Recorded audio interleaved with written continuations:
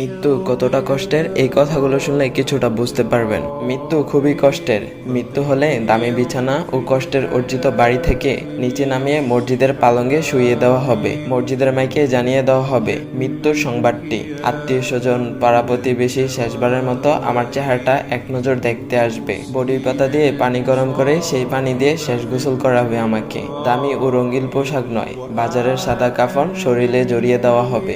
ওই দিন আমার নামটা বাদ দিয়ে সবাই আমাকে লাশ বলে ডাকবে। ছেলে মেয়েরা, ভাই বোনরা কাঁদতে থাকবে। এই দৃশ্যটা আমিও দেখতে থাকবো, কিন্তু আমি কোনো কথা বলার শক্তি পাবো না। জানাজা দিয়ে কবরের দিকে নিয়ে যাওয়া হবে আমাকে। তখন আমি পালঙ্কে শুয়ে আত্মনাদ করতে থাকবো, যা পৃথিবীর কোনো মানুষই তা শুনবে না। এই ব্যাপারে হযরত আবু সাঈদ খুদরি রাদিয়াল্লাহু তাআলা আনহা রাসূল সাল্লাল্লাহু আলাইহি ওয়াসাল্লাম থেকে বর্ণনা করেছেন। তিনি বলেন, যখন মৃত ব্যক্তিকে পুরুষ তাদের কাঁধে করে নিয়ে যায়, তখন যদি সে নেককার হয় তাহলে সে বলতে থাকে আমাকে জান্নাতে পৌঁছিয়ে দাও। আর যদি বদকার গুনাহগার হয়ে থাকে তাহলে বলতে থাকে হায় আফসোস।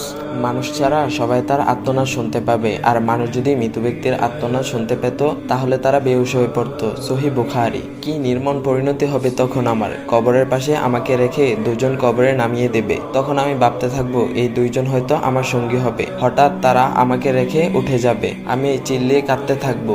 আত্মীয় প্রতিবেশী বন্ধু বান্ধব সবাই উপরে রয়েছে, শুধু আমি একাই মাটিতে শুয়ে আছি। ডানে বায়ে নিচে মাটি, নেই কোনো বিছানা কিংবা বালিশ। শুধু একটু আকাশ দেখা যায়, মিনিটের মধ্যে আকাশটাও দেখা যাবে না। বাঁশ, পাটি ও উপরে মাটি দিয়ে আমার মাটির কবরটাকে একবারে অন্ধকার বানিয়ে দেবে। তারা কিছুটা সময় দোয়া করে একা রেখে চলে যাবে। দুনিয়ার কোনো আলো বাতাস কিংবা শব্দ আর শুনতে পাবো না। একা একাই থাকতে হবে ঘন্টা, সপ্তাহ, মাসের পর মাস, বছরের পর বছর। এক সময় আমার কবরের চিহ্নটাও মুছে যাবে। আমাদেরকে কেউ মনে রাখবে না, সবাই আমাদেরকে ভুলে যাবে তখন। আচ্ছা, একবার চিন্তা করে দেখুন তো কবরের মুহূর্তগুলো কেমন হবে। আচ্ছা আসুন তো একটু চিন্তা করি, আমাকে যে কবরে রাখা হবে এই কবরের প্রথম রাতটা আমি কিভাবে কাটাবো। আমার সঙ্গে ফেরেশতারা কেমন আচরণ করবে। আমার জন্য জান্নাত জাহান্নাম কোনটি অপেক্ষা করছে। মহান আল্লাহর সামনে কি নিয়ে গিয়ে দাঁড়াবো। আমার অবস্থা তখন কেমন হবে। আমার কৃতিকর্মের জন্য কি জবাব দেব আমি। কিভাবে পুলসিরাত পার হব। আমার জন্য হাসরের উত্তপ্ত ময়দানে একটু ছায়ার ব্যবস্থা হবে কি। আমি কি হাউজে কাউসারের পানি পান করার সুযোগ পাবো।